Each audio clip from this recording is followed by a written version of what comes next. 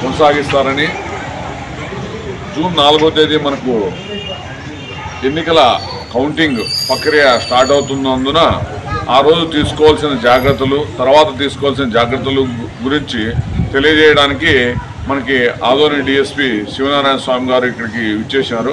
కాబట్టి సారు మిమ్మల్ని ఉద్దేశించి మాట్లాడతారు.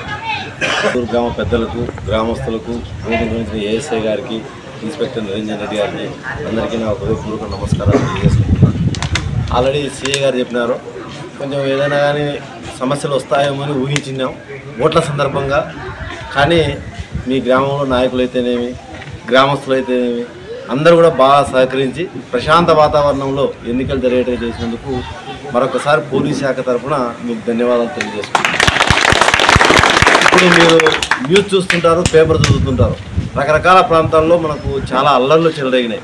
తాడపత్రి అయితేనేమి, పల్నాడులో మాచర్లు అయితేనేమి, తిరుపతిలో అయితేనేమి, అది రకరకాల కారణాల వల్ల ఆ ప్రాంతాల్లో క్షణికావేశాలకు లోనైపోయి లాస్ట్ పరిస్థితి ఎట్లయిందంటే సామాన్య ప్రజలు బయటికి రాలేని పరిస్థితి ఏర్పడింది. ఆ విధంగా ఉన్నందువలన రాష్ట్ర వ్యాప్తంగా మనకు ఎలక్షన్ కమిషను కొన్ని నియమ నిబంధనలు ఏర్పాటు చేసింది. మనకు వచ్చే నెల 10వ తేదీ వరకు, అంటే జూన్ 10వ తేదీ వరకు కూడా సభలు కానీ, సమావేశాలు కానీ, గుంపులుగా ఉండడం కానీ, గుంపులుగా టౌన్లోకి రావడం కానీ, ఎందుకంటే అవన్నీ మీకు తెలియవు. ఏదో 10 మంది వస్తారు టౌన్లోకి, ఆ విధంగా రాకూడదు. ముఖ్యంగా మనకు 4వ తేదీ, ముఖ్యంగా 1వ తేదీ. ఎందుకు 1వ తేదీ చెప్పండి? ఎవరన్నా 1వ తేదీ నుంచి మనం ఎందుకు జాగ్రత్తగా ఉండాలి చెప్పండి? మనకు చిట్ట చివరి దశ ఎన్నికలు. భారతదేశంలో 7 దశల్లో ఎన్నికలు జరిగినాయి. మనకు 4వ దశ జరిగింది. ఇంకా ఈ రోజుకు 6వ దశ అయిపోయింది. ఇంకొక దశ ఉంది, 7వ దశ. 7వ దశ 1వ తేదీ అయిపోతుంది. అయిపోతానే ఏమొస్తాయి టీవీలలో అంతా? ఎగ్జిట్ పోల్స్ వస్తాయి. అంటే ఊహిస్తారు, ఆ పార్టీ గెలుస్తుంది, ఈ పార్టీ గెలుస్తుంది, వాళ్ళకి ఇన్ని సీట్లు వస్తాయి, వీళ్ళకి ఇన్ని సీట్లు వస్తాయి, ఆ రాష్ట్రంలో వాళ్ళ అధికారంలోకి వస్తారు, ఈ రాష్ట్రంలో వీళ్ళ అధికారంలోకి వస్తారని వాళ్ళు రకరకాల ఊహలు వేస్తారు. అప్పటి నుంచి కూడా మనం అంతా కూడా గ్రామంలో జాగ్రత్తగా ఉండాల్సిన పరిస్థితి. బెట్టింగ్లు కావచ్చు, లేకపోతే విజిల్స్ వేయడము, కేకలు వేయడము, టపాకాయలు కావడము, ఇవన్నీ కూడా. అంటే ఒకప్పుడు అవన్నీ చేస్తే నేరం కాదు. టపాకాయలు కాల్చినారు, మీరంతా చూసింటారు, ఊరేగించినారు, అదంతా నేరం కాదు. కానీ రాష్ట్రంలో నెలకొన్న ప్రత్యేక పరిస్థితుల దృష్ట్యా ఎక్కడో 2-3 సార్లు జరిగింది. కానీ వాళ్ళు అట్లా ఉండదు కదా, ఆ ఊర్లకే కాదు, అన్ని ఊర్లకు నియమ నిబంధనలు ఒకటే పెట్టేసినారు. టపాకాయలు కాల్చకూడదు, సభలు సమావేశాలు ఉండకూడదు, గుంపులుగా జనాలు ఉండకూడదు. ఇదంతా కూడా మనకు రాష్ట్ర వ్యాప్తంగా వర్తింపజేసినారు. ఆ విధంగా ఎక్కడెక్కడైతే జనాభా ఎక్కువ ఉందో ఆ గ్రామాల్లో మేము కూడా ప్రజలకు తెలియజేస్తే బాగుంటుంది. ఎందుకంటే ఒకవేళ చట్టం దృష్టిలో తెలిసి చేసినా తెలియజేసినా అది నేరం అవుతుంది. నాకు తెలుసు సార్, గుంపులు 4 ఉంటే నేరం అనేది నాకు తెలియదు అంటే ఒప్పుకోరు. ఇంకా నేరం అంటే నేరమే, అంతే. అప్పుడు మీరు గ్రామ పెద్దలు కావచ్చు, పిల్లలు, కొంత గ్రామస్తులు మీ పిల్లలను కూడా ఆ 4 రోజుల సమయం, ఆ 2 రోజులు ఊరుకుంటే అయిపోయింది, అంతే. ఇప్పుడు ఎలక్షన్లో నిలబడినాక ఒకరు గెలిచాలా, ఒకరు ఓడిపోవాలి, అంతే కదా.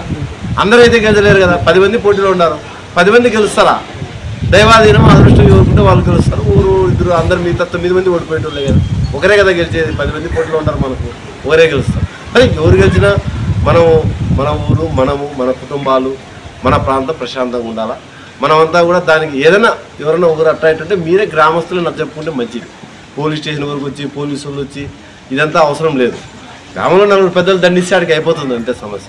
ఒకవేళ మితిమీరి కనుక అప్పుడు మా దగ్గరికి వస్తే మేము కానీ వాళ్ళు దాన్ని ఏ విధంగా చేయాలా, కేసు కట్టాలన్నా, తీసుకుని స్టేషన్లో పెట్టాలన్నా, ఆ సమయాన్ని బట్టి, సందర్భాన్ని బట్టి, మనుషులను బట్టి ఏర్పాటు చేస్తాం. మరొకసారి మీకు అందరికీ కూడా ధన్యవాదాలు తెలుపుకుంటూ, దీనికి వచ్చే 4వ తేదీ, 1వ తేదీ నుంచి 1వ తేదీ ఆ రోజు వస్తాయి. ఎవరు గెలుస్తారు, ఎవరు పోతారు, వారితో సంబంధం లేకుండా ఎవరెవరు గెలుస్తారో, ఎవరి పని వాళ్ళు తప్పదు కదా. ఎవరు గెలిచినా మన పని మనకు తప్పదు. మన బాధ్యత మనం నెరవేర్చుకుంటూ పోతుండాల్సిందే. అదంతా తాత్కాలికం, అంతే. ఆ రోజు ఏదో రోజు మాట్లాడుకుంటాం, పోతుంటాం, అంతే. అది అట్లే ఉండాలా. ఎన్నికలు అనేది వస్తూ ఉంటాయి, పోతూ ఉంటాయి, అంతే కదా. అవన్నీ మన గ్రామంలో మీరు రేపు పొద్దున ఎదురెదురుగా ఉంటారు, ఒకరి ముఖాలు ఒకరు తీసుకోవాలా. మనమంతా ఒకే గ్రామంలో ఓరికోరు సాధిస్తూ ఎవరన్నా గ్రామం, ఇంత పెద్ద గ్రామం, ఈ పెద్ద గ్రామంలో 1-6 వస్తాయి. వచ్చినప్పుడు కూడా దాని సమయం వాటికి పోలీసులు చెప్పడం, మీరే సరిపాటు చేస్తే గ్రామం ప్రశాంత వాతావరణంలో ఉంటుంది. ఎందుకంటే ఎలక్షన్ చూస్తే మీకు తెలుస్తారు, ఒక్కసారి ఎలక్షన్లో కోడ్ ఉన్నప్పుడు ఏదైనా నేరాలంటే ప్రతి ఏడాది 3-4 ఎలక్షన్లో ఏం జరగాలి